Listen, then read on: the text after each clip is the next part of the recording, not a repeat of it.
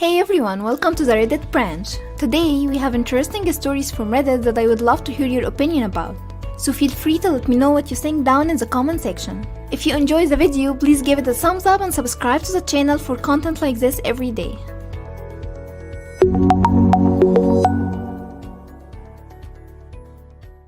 First story, mother-in-law attempts to guilt trip me into inviting her stepdaughter to my baby shower.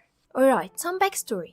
My mother-in-law has always put finding love over the needs of her sons. She has 3. Well, about 10 years ago, she found a husband who treated her decently well compared to the ones before. When they met, my mother-in-law asked my husband, who was 15 at the time, if he felt comfortable with the new guy moving in. My husband said no, it was too soon. Her now husband moved in the next day. Shocker. From then on, I realized how ridiculously selfish she was. She tried to force everyone around her to have a relationship with her new boyfriend, his family, etc. No, just because you want this guy doesn't mean your family does. It cost her a relationship with another son, his wife, and their 3 kids after she insisted new boyfriend was coming to their 1-year-old's birthday party after knowing him for a very short period of time. They did not allow him to come and she threw a fit, resulting in no contact with them. Well, she has always tried to force relationships. Her husband has a daughter. I guess you could call her my husband's stepsister, but there's absolutely no relationship there. We call her by her name and don't consider her family. We also don't consider mother-in-law's husband to be my husband's stepdad. So, I am 7 months pregnant. My baby shower is May 1st. And my lovely sister-in-law, someone who understands how horrible my mother-in-law is, the one who went to no contact with my mother-in-law, is throwing it for me. I sent my mother-in-law an invitation to the shower because even though I realize she's an absolute narcissist, my husband forgives her and wants to have somewhat of a healthy relationship with her. Fine, I do it for him. Well, she sent me a message yesterday telling me that I forgot to invite her husband's daughter, who is a grown woman older than both me and my husband, and that I needed to send her an invitation to the shower because she would love to come and think highly of us. I deleted this girl from my Facebook months ago. I have no desire to connect with her, therefore no need to keep up with her life on Facebook. Why would I invite someone to my baby shower and expect them to bring me a gift for my baby when I don't even like them? Heck no. I told my mother-in-law that I didn't forget to invite her and I am not changing my mind. I was clear that I don't have a relationship with her and I removed her from my Facebook months ago. No reply. She's been posting bad stuff about owls on her Facebook all morning. I don't know why, but telling her how it is just makes me feel good. People replied in the comments with, I have to agree with you. The whole joining of families is severely overrated. We married later in life, our kids are adults, it's not meshed and it's fine. Your mother-in-law has already discarded 1 son and daughter-in-law and 3 grandchildren. It's not likely she will bend for your baby. In your shoes, I would be tempted to try to get a cards on the table conversation before the baby shower so you can reduce drama on the day. Next story, mother-in-law against medicating grandchild with ADHD. New here, and as I'm sure it's no surprise, I have a controlling, crazy, meddling mother-in-law. We had a falling out about a year ago. It was when COVID started, and she told my husband and I that we were bad parents for sending our daughter to daycare part-time when COVID first started and things were still open. Anyway, I have a 5-year-old daughter who has a sensory disorder and most likely has ADD. She is like the Energizer Bunny about 13 hours a day and cannot focus on any one thing for more than maybe 5 minutes. Cannot even sit through a full kids movie. She will most likely need ADD medication when she gets to kindergarten.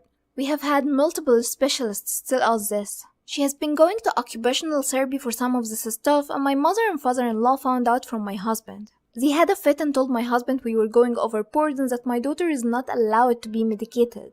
My mother-in-law actually said I will not allow my grandchild to be medicated if she's diagnosed with ADD or ADHD. Since my mother-in-law controls my father-in-law, he just goes along with that. Keep in mind that she never went to college and does not know anything about child psychology disorders or the diagnosis of ADD or ADHD. Cannot understand why in the world she would think this is her business or her decision. If my daughter gets to kindergarten and they diagnose her with ADD or ADHD and recommend Ritalin or whatever it is, she's going to take it because it's my decision and my husband's.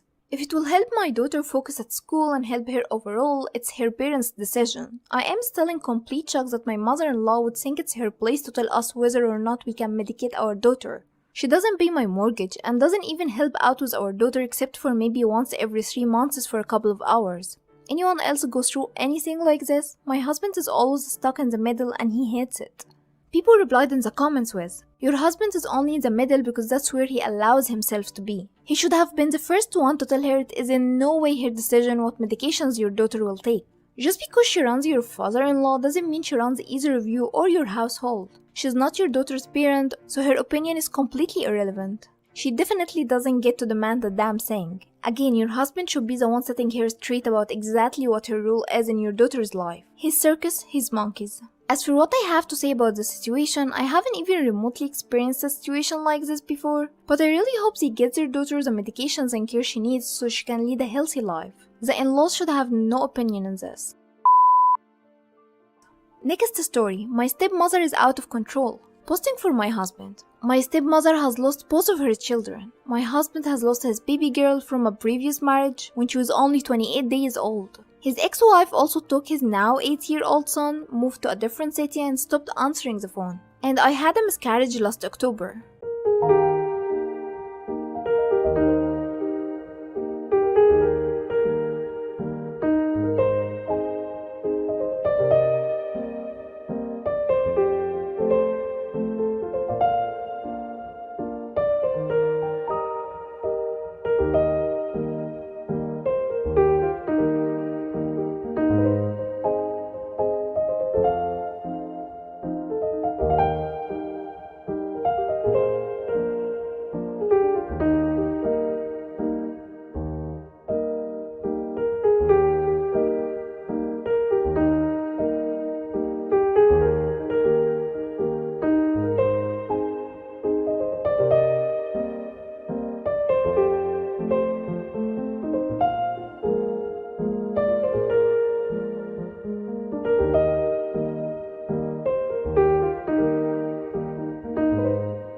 It's a sad situation for our whole family. Well, last night I invited my dad, his wife, and my grandma to dinner. They have only been here 4 times in the 8 years I have lived here, and they lived 10 minutes away. This was a test. My husband never comes around my family because they are crazy. I always go to them. We wanted to see if my crazy family could put their opposing views aside and enjoy a nice dinner with us.